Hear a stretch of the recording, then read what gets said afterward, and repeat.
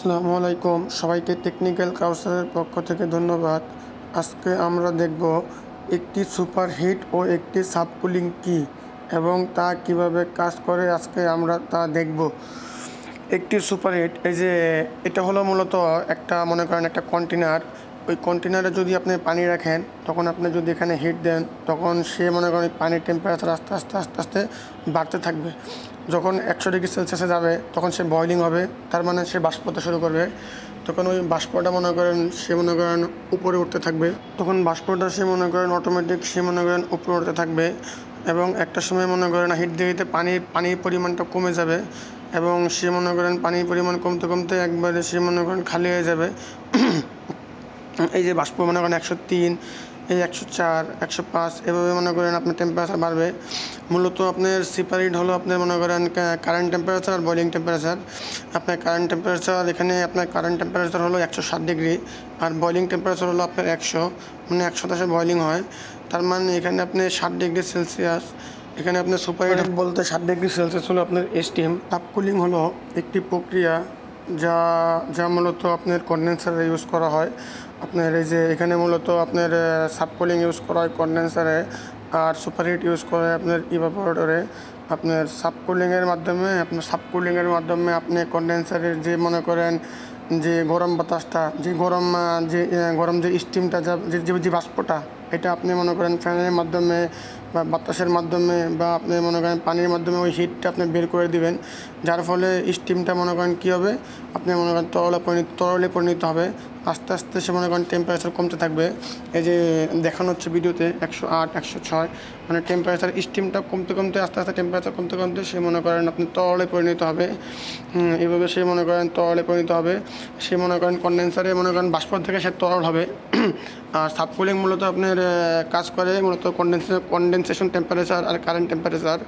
যখন আপনি ধরেন সাবকুলিংয়ের টেম্পারেচার আপনি ধরেন 100 ডিগ্রি সেলসিয়াস আর কারেন্ট টেম্পারেচার এখানে ছিল 90 ডিগ্রি সেলসিয়াস, তার মানে আপনার সাবকুলিং হলো 10 ডিগ্রি সেলসিয়াস।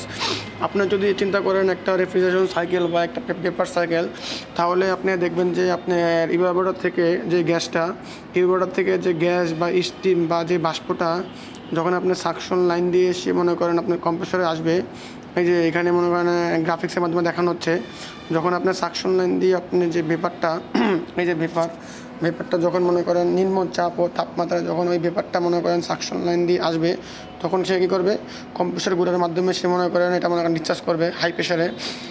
এখানে মূলত কম্প্রেসর মূলত ভেপারের মাধ্যমে কাজ করে আর লিকুইডের মাধ্যমে কম্প্রেসর কাজ করে না। এই যে এখানে যখন আপনি সাকশনে যখন আপনি ভেপার দিবেন তখন সে মনে করেন ডিসচার্জ লাইনে হাই প্রেশারে সে মনে করেন ভেপারটা সে মনে করেন সাপ্লাই দিবে। যখন আপনি লিকুইড ইউজ করবেন এখানে, তাহলে এটা কম্প্রেসরের জন্য ক্ষতিকর বা কম্প্রেসর মনে করেন এটা মনে করেন ড্যামেজ করতে পারে। এই কারণে আপনার লিকুইড ইউজ করা হয় না, কম্প্রেসরে মূলত লিকুইড ইউজ করা হয় না। কম্প্রেসরে লিকুইড ইউজ করলে কম্প্রেসরে মনে করেন ড্যামেজ হওয়ার সম্ভাবনা আছে। ইভাপোরেটর থেকে যে ভেপারটা মূলত আসে তা মূলত আপনার মনে করেন সুপারহিটের মাধ্যমে সে মনে করেন আসে। এই যে আপনার এখানে কন্টেনারে মনে করেন হিট দেওয়ার মাধ্যমে যে পানিকে হিট দেওয়ার মাধ্যমে আপনার এই ভেপারটা মূলত আসে। এই ভেপারটাই মনে করেন আপনি মনে করেন কম্প্রেসর দেয়। এই যে এখানে মনে করেন ভেপারটা কম্প্রেসরে এসে মনে করেন সাপ্লাই করতেছে আর এই মিটারের মাধ্যমে আপনি মনে করেন টেম্পারেচার দেখতে পারবেন। মনে করেন আপনার ইভাপোরেটর থেকে যে বাষ্পটা আপনার মনে করেন সাকশন লাইন দিয়ে আসবে, কম্প্রেসর কী করবে, কম্প্রেসর এটা মনে করেন সে ডিসচার্জ করবে, তখন সে কনডেন্সারে আসবে, কনডেন্সারে সাবকুলিং হয়ে আপনার এই বাষ্পটা কী হবে, তরল হবে। এই যে দেখানো হচ্ছে গ্রাফিক্সের মাধ্যমে 13। এখানে সে যখন মনে করেন এক্সপেনশন বাল্বে যাবে তখন সে মনে করেন এক্সপেনশন বাল্বে মানে হাই প্রেশারে যখন তরলটা আসবে তখন এক্সপেনশন বাল্বের মাধ্যমে সে মনে করেন হবে লো প্রেশারে মনে করেন লিকুইড ফ্লো করবে।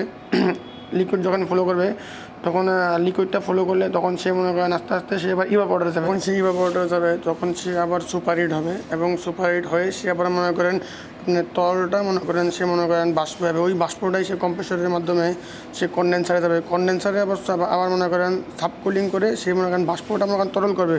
এই তরলে মিটারে শো করবে।